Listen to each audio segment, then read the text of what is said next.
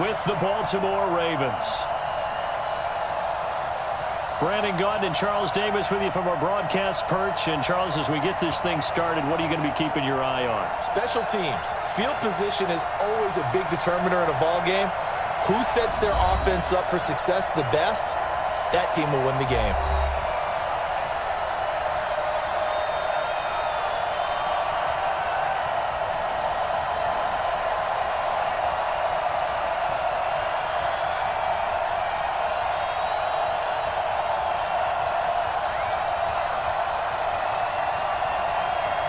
Here's Tucker now out to kick this one away. This is taken at his 4. Yet a good return. He's across the 35-yard line, right around the 36. So here to lead out the offense in his first year as a Dolphin, but 15th overall, it's the bearded veteran Ryan Fitzpatrick.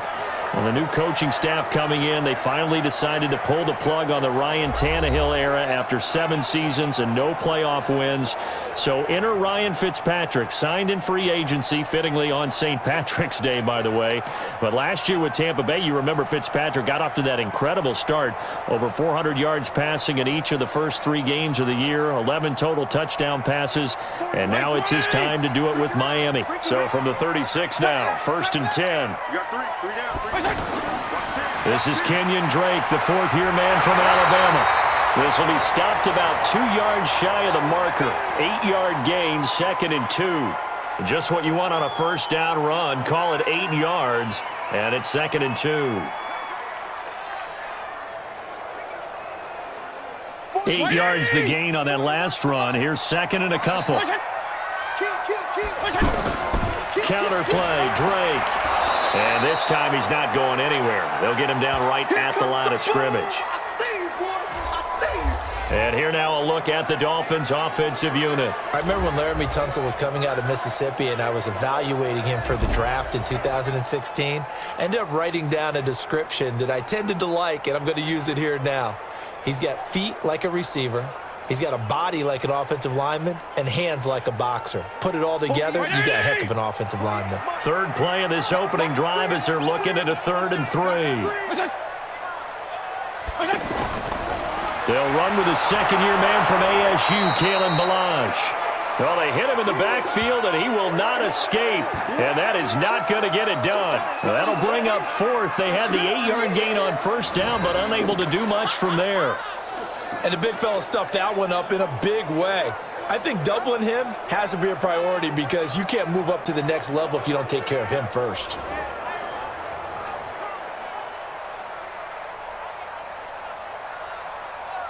On 4th down, Matt Hawk to punt it away. Cyrus Jones back to return for the Ravens. Pressure comes and it's blocked. The Ravens block it. It's picked up. Remember, the ball is live. And he will score. Touchdown, Baltimore. As his guys are in for 6. And the Ravens have taken the early lead. Partners, you well know every block punt wasn't necessarily a called block. Sometimes the guy just finds his way back there. Doesn't matter. The play happens, and that one turned into 6 points because they handled it so well after the block.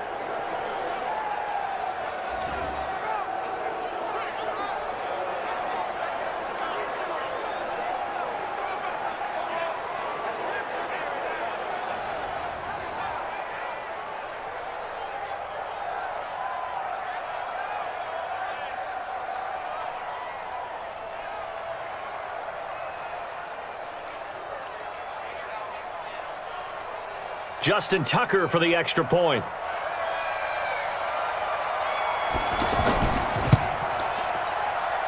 And the Ravens lead at 7-0.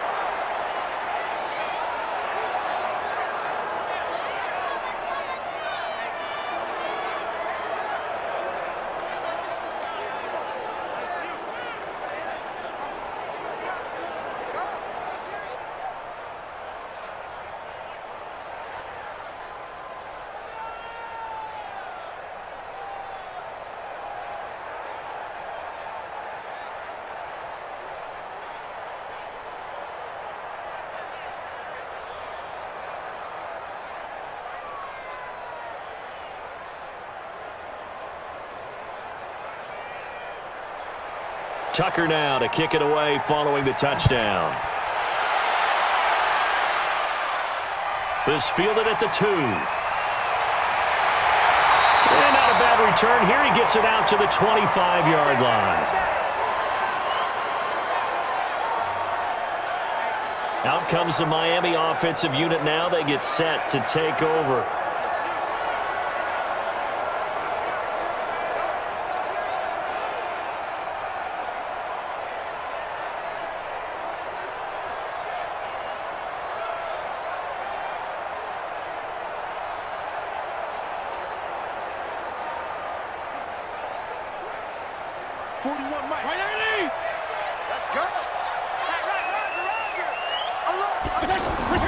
A first down throw for Fitzpatrick. Got a man open. That's Devontae Parker, complete. 7 yards, the pickup on the pitch and catch.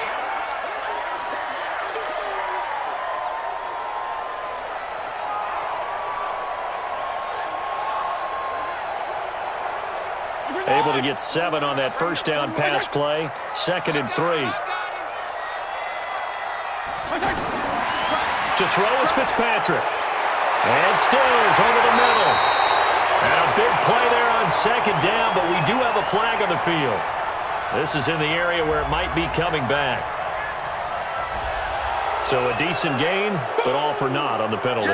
It's too bad, isn't it? They were feeling pretty good about it. The only people celebrating, the guys who just gave up that play.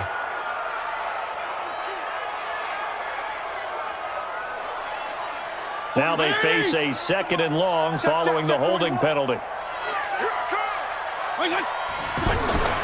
Off the play fake here, Fitzpatrick. He sets to fire deep. And that will be incomplete. Tried to dial up the long one way out there, but it'll be 3rd down. And here are the Raven defensive starters. Let's go to the middle of the Baltimore defense where Brandon Williams holds court. And we often talk about how difficult it is to stop a big-time runner. How about trying to stop a big-time guy in the middle who wreaks havoc both with pass rush and against the run? Brandon Williams went to his first Pro Bowl at the end of the 2018 season. An incomplete pass on that last play, and that means they'll need to come up with something here on 3rd down. From the gun, Fitzpatrick. Incomplete. This is Albert Wilson. And he gets this up just shy of the 30 to the 29 before he's out of bounds. They get 7 there, but it brings up 4th. All that practice time came to fruition on that play. All those timing routes that they work on through training camp, OTAs, minicamp, and just regular season, they got it done on that one. An outcut, ball was delivered, and picked up the completion.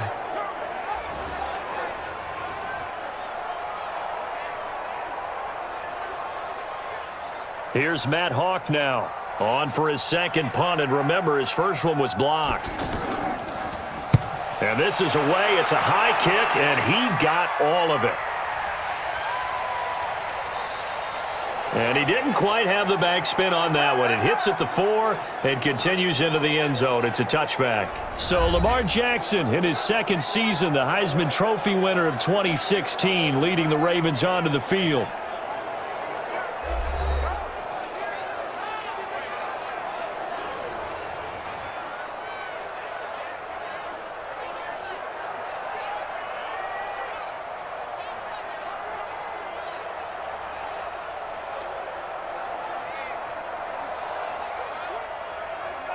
Jackson and the Ravens come up now 1st and 10 at their own 20-yard line. And he'll go down at the 26 following a gain of 6.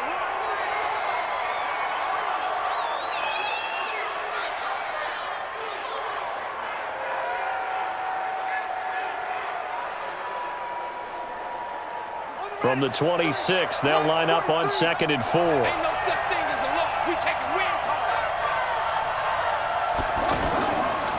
They go to the former Saint, Mark Ingram. Just a yard on the pickup there, and it'll leave them with a 3rd and 3. And a very good offensive unit here. One of the reasons they're so good is running back Mark Ingram. Took a little while for him to find his footing when he got into the league, but the former Heisman Trophy winner has it now and has really upped his pass receiving potential. A nice player.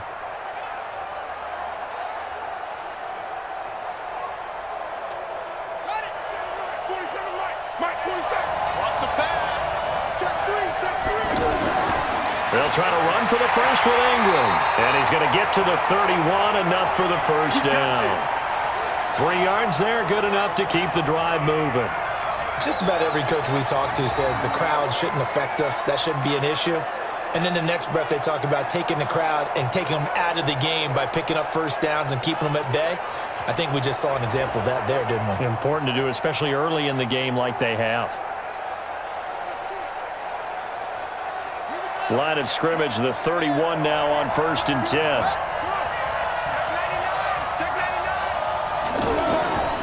A handoff. It's Mark Ingram. 10 yards on the pickup there, and it'll be 2nd down. Partner, I remember a coaching friend of mine used to tell his running backs before games, make sure you run and jog with your offensive line in pregame. Get used to the ground shaking when those big behemoths start to create space for you up front. He did a pretty good job of just following those guys through there for a nice explosive run.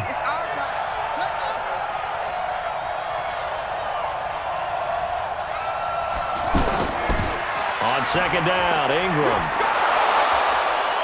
And he'll get up to the 43-yard line. 2 yards, good enough for a first. 2nd and inches is oftentimes an invitation for an offense coordinator to take a big shot downfield because he feels like he can come back on 3rd down and pick up the first down. But sometimes you just don't want to break tendency. Stay with what you are, stay with who you know, and go get the first down. That's exactly what they did. It's complete to Brown, right side. No gain there on the completion, 2nd and 10. Well, that was a simple throw and catch, but even with that completion, 0 yards gained, so they're behind schedule on down and distance. I think they were hoping to get it to him. He could make a man or two miss, but that window closed quickly. And this will probably be the last play of the quarter.